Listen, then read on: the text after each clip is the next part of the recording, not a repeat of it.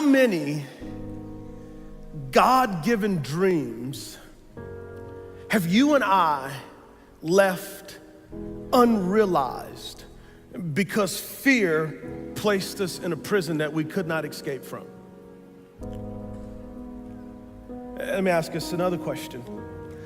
How many God accomplishments with your name written on them, with my name written on them, have gone unaccomplished because fear paralyzed us?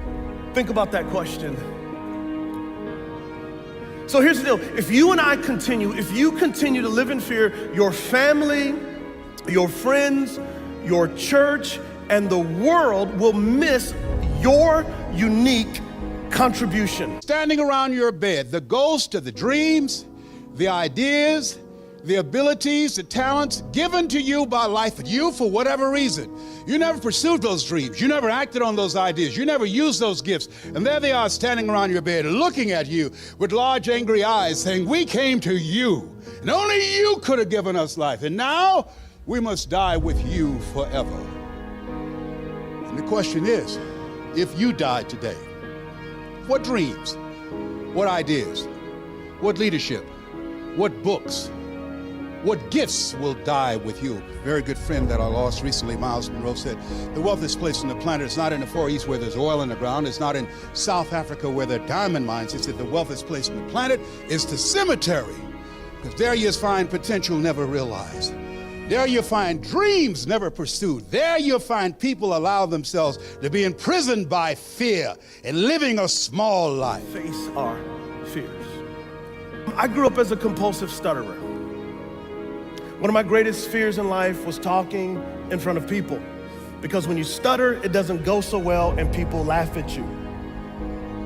Got laughed at a lot. I had to go to a little special class for people who couldn't talk real good, and other kids knew, and they'd walk by the class like, hey, how you doing? Didn't want us to talk. I remember in 10th grade leaving a French class because I had to stand up and give an oral examination. I left the class.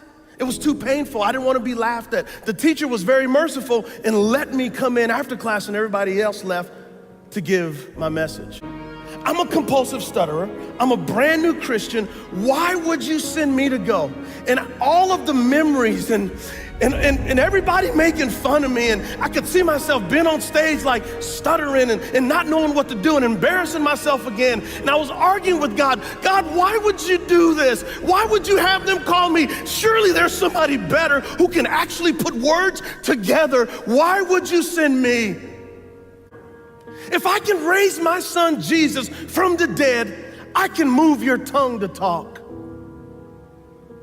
And Derwin, I put something in you, a message of grace, and I want you to unleash it, but you've got to trust me. Fear became a friend because it pushed me to my daddy. Let me say that again. Fear became a friend because it pushed me to my daddy. So when the enemy knocks on the door, I let Jesus answer it because he takes me to my daddy. How about you? Where does fear take you to? A bottle? Prescriptions?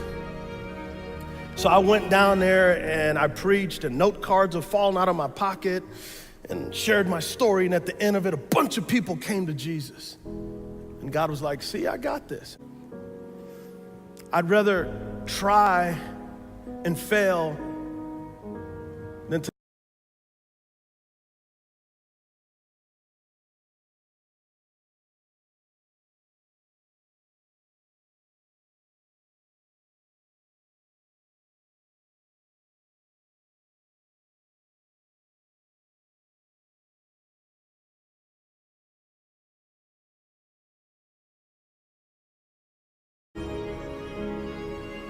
What is God putting on your heart? What is that beautiful song in his symphony that he wants you to sing, and you have that special note? Maybe some of you are afraid, well, I like what you said, preacher man, that was good, it got me going, but if I do something like that, I'll have to give up this stuff. Guys, in America, we've proven that we can get a lot of stuff, but have we proven that we can actually live? Stuff does not equate to life. Maybe right now you're thinking, you know, Pastor Derwin, I feel what you're saying, I really do, but if I had this, I could. If I had this, I would. If I had this, I should. You got everything you need right now in Jesus. Everything you need right now in Him. I don't know what your giant is, but you have it. Attack your fear by trusting Christ. That's gonna look very different and very unique in all of our lives. But in God's providence, that will be the case. And God doesn't want us to be paralyzed by fear. He wants that fear to move us to press into Him so that He can fight our battles for His glory. Today, the Lord will conquer you. Today, God will heal my marriage. Today, God will touch the deepest and broken parts of my life. Today, the Lord will do it.